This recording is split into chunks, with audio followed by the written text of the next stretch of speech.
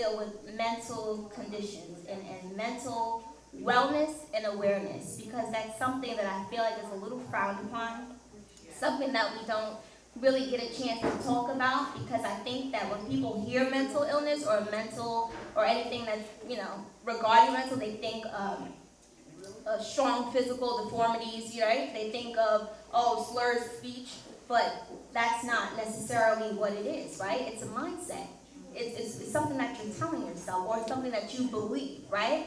And so, Vanessa, I would like you, if you want to, I don't know if you want to share your story, or just kind of give a testament of what are some of the things that we can look at in our household to be able to identify someone who's going through or having somewhat of a mental concern. Whew. Oh God, work Lord. So I think the first thing that we ought to conduct ourselves with is a spirit of compassion. We have to, I cannot stress that enough. We have to be extraordinarily compassionate when we are looking towards the members of our households, right? Because at any moment they could be suffering from some type of stress or disorder that we cannot see, right? So some of the things like, so from a parent to a child, if you're telling your child over and over to do this thing and they just haven't gotten to it, there might be a blockage there, right? It might be clinical, it might be spiritual, but there's something that they might need some help with. That might be something that you might need to pray on. If it's something that's been going on for a long time, maybe that's something you might want to seek professional help for. So in terms of from children to parents, if your parents are coming home and they always come home with an attitude and there's no peace, and you find yourself, tiptoeing around them, right? That might be some form of depression, some discomfort in their spirit because of that job, right, that they're working. And they come home to the same thing, that routine, that monotony is starting to weaken them in some degree or another. But we just want to say, Mommy always got an attitude, I hate her, she always acting like this, and da-da-da. No compassion, right? Then he don't listen. I told him 17 times to do this. His boy just don't do the dishes. Maybe something is holding him back, and it might not just be his attachment to his phone. Maybe that's the only thing he can get through on that day. It might sound silly, but when you actually adorn yourself with that spirit of compassion, you can look at it a little bit differently, right? Depression shows up in many different ways. It shows up in anger, or past hurt shows up in many different ways, right? So I think another thing that I want us to be fair about is when it comes to the idea of medication. I think medication is, when it comes to being clinically diagnosed, I think it's God's wisdom, because there are some things that you just can't get on your own.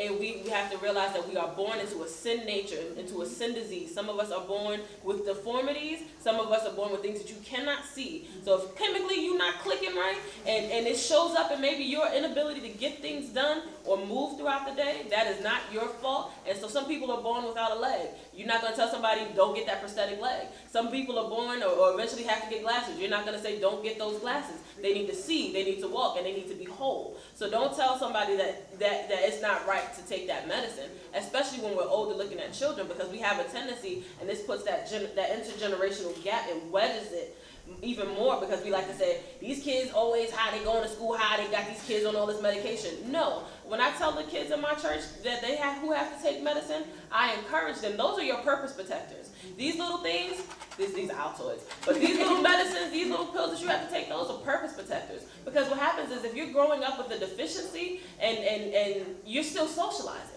so you might be out there wilding on social media, putting up crazy things, attention seeking, but you're hurt, right? You're mentally, you're not at 100%. You're not operating at you're not able to make those best decisions, right? So if you're chemically imbalanced, you're likely to make those fleshly decisions that someone who is not chemically imbalanced still makes those same fleshly decisions. So we're going to get to how we over-spiritualize some of those things, how we under-spiritualize, I should say. So when we look at the children, have compassion. So if they're 6 or 7 years old and they can't stop zooming around the house, it's not the devil chasing them. Maybe it is, but if God's wisdom says 2.5 milligrams of whatever it is once a night, let that be so. Okay? So if that's what they need to be able to walk right and talk right and listen and behave and get their lessons, let them take it. So that way they can get a chance at growing up and living the close to normal life that they are designed to live. Like Naaman had to dip in that water in that river 7 times. If your medicine says you have to take it once a night, you keep dipping so you can get your wholeness. So that's what I would really like to kind of impart and try to foster a spirit of compassion in that way. I think that wraps up everything I have to say about that. So yeah, just have that open-mindedness and that compassion when we look at suffering. And so if it has to be you, because maybe it's you, maybe you might need something to help you get through that depression. I like to think, personally with depression, I like to think joy is the opposite of depression. Joy, like reading your word, there's something. So when it comes to those of us who are not clinically diagnosed or don't have a chemical sort of imbalance, right? Some of us are just operating on the wrong side of sin altogether, right? We don't practice capturing those thoughts and bringing our thoughts into the obedience of Christ, right? We don't practice stopping those bad habits. We don't get into communities that help us to make those right decisions, right? So those, you might not look like you're like the guy on the street who's talking to himself or who's pulling out their hair, but you can't stop doing a certain thing, right? You have these habits that you fostered or these justifications that you made for yourself, and you're not operating in that power and the strength that Christ gives you to stop, behaving a certain way or stop committing yourself to certain actions. So, be mindful of your sin disease just as well as you have to be mindful of more obscure versions of sin disease, such as like bipolar disorder, depression, schizophrenia, and things like that. Those are things that all have to be reconciled and brought into the obedience. So, amen.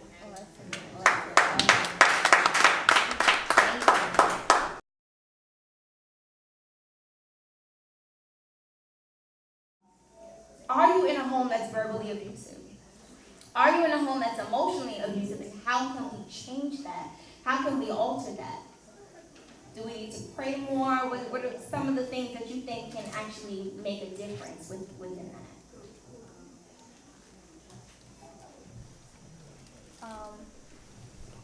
If you're in a home that is verbally abusive, one thing that really grinds my gears is when I hear someone say, "Do what I say, not what I do." Because I'm like, well, what are you doing here? So, for example, let's have an example for something. I remember a parent that I had, and at this time, the student was like in 3rd or 4th grade, and the mother is talking to me, and she's talking about how she's going to get high and blah, blah, blah, and all this kind of stuff. And she's like, and now my daughter want to smoke, but if I smoke, that don't mean you got to smoke. Yes. And I said, well, what are you showing her? Because you're telling her one thing, but you're doing something else. And so this reminds me of don't only be a hearer of something, but a doer. So it's very important that it's very important to speak life, okay, over any situation, whether it's dead or alive. Amen. Okay. You have to see the good in something because God saw the good in you. So you have to be cognizant of what you're saying to somebody because words are powerful and they do hurt. Right. So if you know that you don't want your child to grow up and be like their deadbeat father, do not speak that over their life. Right. Do not tell them you're just like your deadbeat dad because that's all a person's going to think, right? Because you are your child's first example. So if you're not showing them that at home, like you are beautiful, you are powerful, you are bold, you are worthy, right? They will believe it from anybody from the street, right? And then somebody else's perception of being worthy and powerful may not be what you anticipated that it was going to be, right? So they start believing things of, different things. But I just say, like, speak words that are going to build your child. It is like every day I deal with this, like speaking life over my students because sometimes they go through so many things. And I'm like, if I'm the first person you see in the morning, I'm not going to automatically, what you doing right here? I'm going to greet you, good morning, how are you doing? Because I don't know what happened last night. I don't know what happened this morning, right? Because I know some of my students, they do go through this. And they're like, Miss Reeves, because you smiled at me today or said hello, you just made my day. Or because you did this, I'm going to come spend time with you during their lunch period. Or I'm going to come by your room. Come is open, right? Because they want to feel like they're worthy. They want to feel like they're beautiful. They want to feel loved. And if you want to be treated a certain way, make sure that it's reciprocated on the other end. Amen. God, we thank you for your presence being here. God, we thank you for the young ladies involved.